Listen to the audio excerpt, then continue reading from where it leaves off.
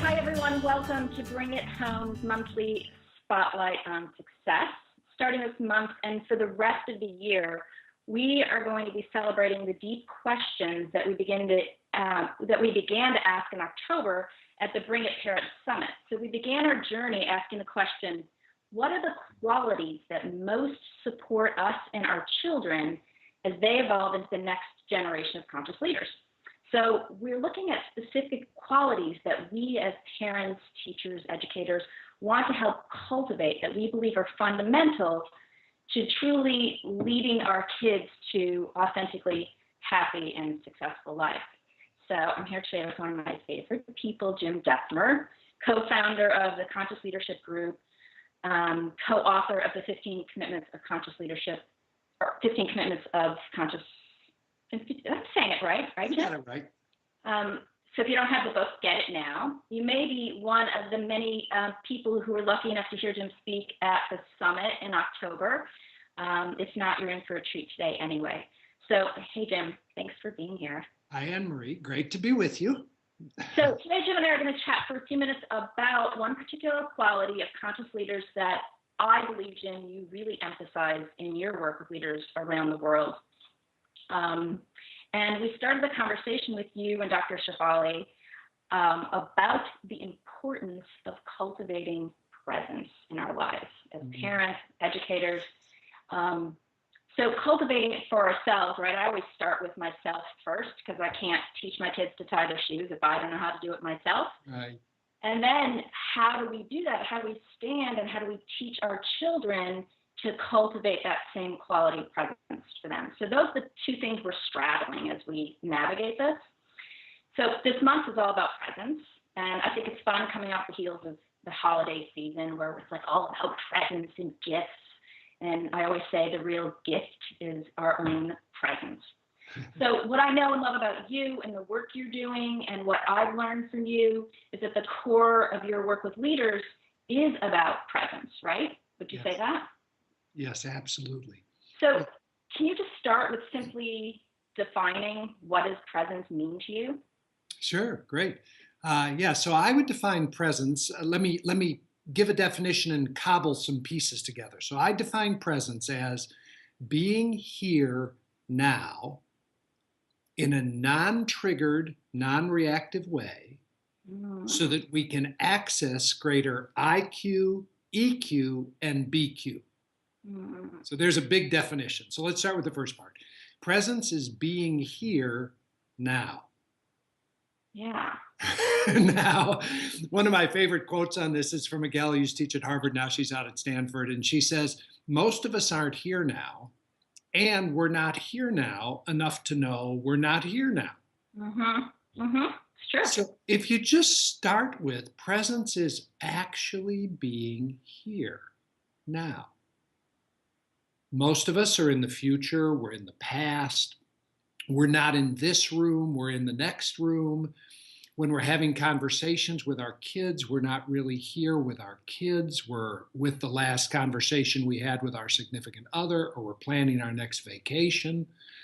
So the first key to presence is, can I actually be here now? And the truth of the matter is that most of us can only be here now for about 4 seconds before we drift out of presence. And it's great if we just understand that and don't make that bad. Because the other piece of the information is that we can cultivate presence. We can extend presence from 0 to 4 seconds to 6 seconds to 10 seconds to a minute. And we know how to do that. So if you're doing a mindfulness practice or a meditation practice, all you're doing is spending a few minutes each day cultivating the ability to be here now for a more extended period of time. So I say to people I work with, the first key is, can you just notice when you're not here? So given that we all drift out of presence, the real master skill is, can you notice when you drift out of presence so that if you're willing, you can reconnect with presence? Right? So that's just the skill. Can I notice, am I actually here now? And if I'm not, can I shift back here and get here now? Yeah, it's so interesting because as I was talking and sort of prepping, and I could feel sort of my energy being in this sort of forward motion, right? Like I'm moving forward. And I was actually thinking ahead. Right? I Yes. was thinking about my next question, or what are you going to say, or how is this going to go, or is the sound quality good, or all that stuff. And I wasn't fully present with you in the very beginning. And then I can notice as you started to speak, that my body sort of started to relax. I settled back in my chair a little bit, and I could actually feel my energy sort of condensing in the center of my, gut or whatever. Yes. So I think I just had a great learning moment there, because I teach mindfulness to kids and parents and all that, and I'm always out of presence. Right. You're human. Oh, I forgot that part. Yeah, that's Yeah. right. And what's so cool about what you just said, because you have practiced mindfulness for now many, many years, you have a reliable reference point so that you know what it is to be in presence. And you can check in any moment and you can feel if you've drifted out of presence. Now, if you haven't practiced, you don't have a reliable reference point. But because you've practiced so much, even in this conversation, you can notice, you can go, oh, okay, I can feel myself a little bit ahead of the moment. I'm a beat or two ahead of the moment in anticipation. Yeah. Good. And then you can feel that, then you can come back into the moment, and you actually have a somatic or a body sensation of presence.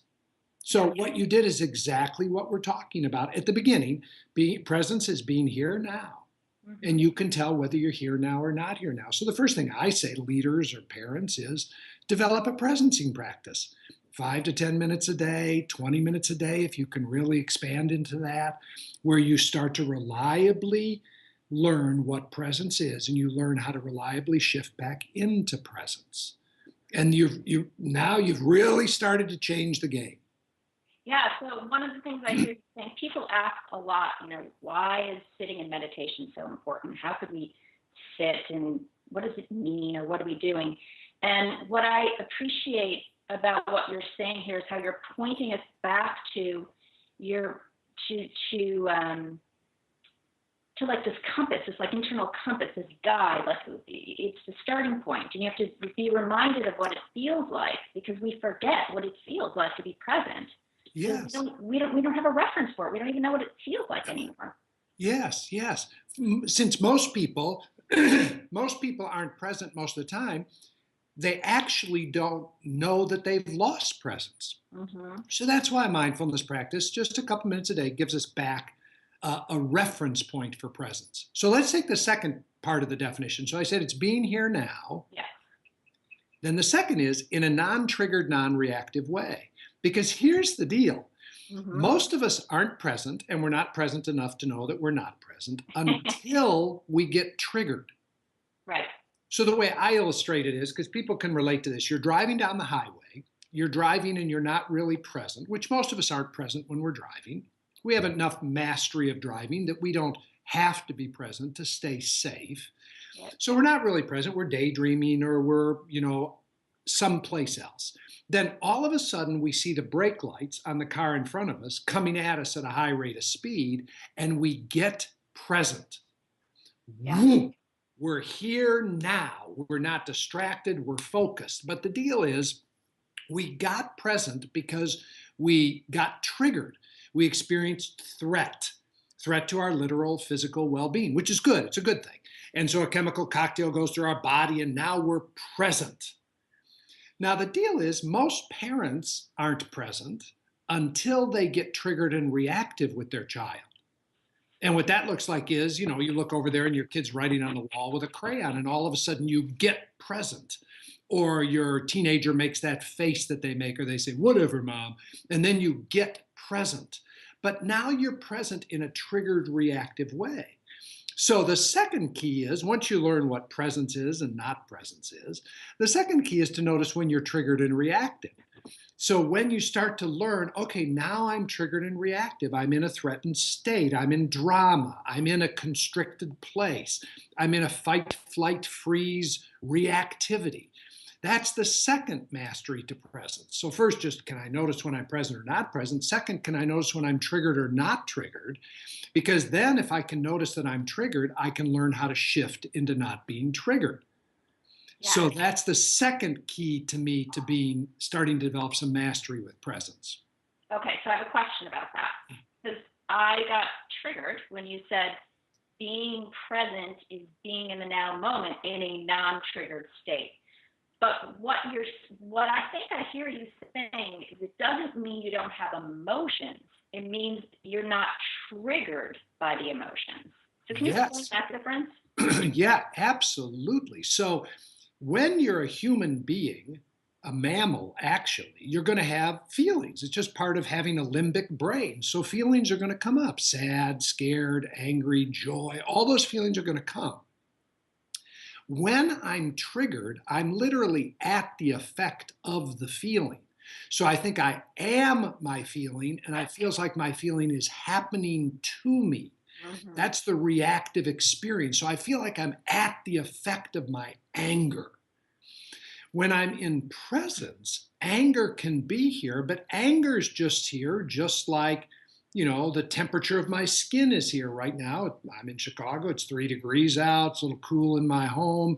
My skin feels a little cool, and I feel some joy. They're just phenomena arising in and on presence. Yeah. So when you're fully present, you're actually totally available to your feeling states and to the feeling states of others. That's why the third component of presence is, the first component is to be here now. Second, in a non-triggered, non-reactive way. Third, so that you're available to greater IQ, that's thinking states. EQ, that's emotional states. And BQ, that's body intelligence. So when I'm present with my children in a non-triggered, non-reactive way, I'm available to my feeling states. Another way of saying this, my heart can be fully open, and I'm available to my children's feeling states. When I'm triggered and reactive, I'm really not present to their feeling states either. Yeah. Now they're triggered and reactive as well. Now we're both triggered and reactive. Now we're just in drama. So there's a lot of emotion, but there's not much presence. And those are very different things. It's very different to be present with emotion and have all that there versus just lots of emotion and no presence. So is presence just love? Yes. Yes, bingo. Right. So just being in a state of love. Yes, exactly. And I can love my anger. I can love my sadness. I can love your anger. I can love your sadness. Yes. And some people, when they hear the word love, that becomes like a high bar. Mm-hmm.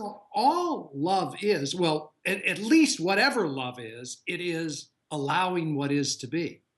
Yeah. So love in this sense is just, can I allow you to have your anger? And can I be with you while you have your anger? And can I allow me to have my sadness and be with me while I have my sadness?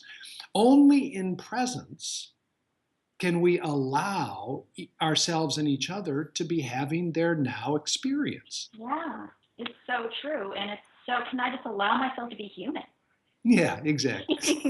So one last question before we go. So you've made teaching conscious leadership your life's work in the world.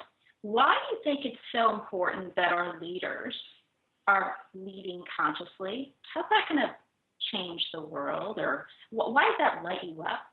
Yeah. Well, a couple reasons. Number one, unconscious leadership, which is the way most people lead, is quite frankly not sustainable. It's not sustainable at an individual level. So if I'm leading unconsciously, and leading unconsciously is largely living from fear. You said, isn't it basically love? If we really simplify it, there are two energies in the world, fear and love. At any moment, I'm coming from one of the two. When I'm in unconscious leadership, I'm leading from fear. And that's not sustainable over here in me as an individual. If I live in constant drip, drip, drip of toxic fear, it's going to destroy me, literally destroy my body. and it's going to destroy my spirit, and it's going to destroy my relationships. Second, it's not sustainable in the world of relationship. As long as we're unconscious, our relationships are filled with drama. And third, it's just not sustainable in the world. The world is inviting us to a higher state of consciousness, a higher state of mindfulness, and unconscious leadership, which has served the collective in some ways for many millennia, is probably not going to serve us as we move forward and transition into higher states of beingness. So number one, I'm passionate about it because the old form isn't sustainable. Number two, what's available from consciousness is just so darn much fun. Yeah. It's literally fun. It's playful. It's creative. It's regenerative. It's collaborative. It leads to greater intimacy, greater breakthroughs. It's just a hell of a lot more fun than walking through the world unconscious. Totally with you. I was describing to someone yesterday about your exercise, the clearing model exercise, and how when I'm in a state of full presence, listening to someone, consciously listening to someone, I feel high. Like I feel so excited to be so present to what this other person is experiencing and witnessing. It's really cool, and it's totally fun. Yes. Totally fun. Yeah. So thank you. You know, one of the questions that you asked during your keynote, you asked parents to explore the fundamental question in relationship to being above or below the line, present or in fear, is where am I? So that's the question we're continuing to ask, and we're going to be doing that for the rest of the year. So thank you for exploring that with me today and for your presence. And thank you to everyone else for listening in. I'm very excited about what we have in store going forward. If you'd like to learn more about Jim and the work of the Conscious Leadership Group, you should head over to conscious.is. Is that right? Yes, correct. Pay attention, lots of good things going on over there. And I hope you enjoyed this month's Spotlight on Success. Look for me next month with Linda Lantieri, author of Inner Resilience, and join our conversation on the importance of cultivating resilience as a means to authentic success in conscious leadership. Thanks, Jim. Love you, madly. Great to see you, Annmarie. Bye-bye. Bye.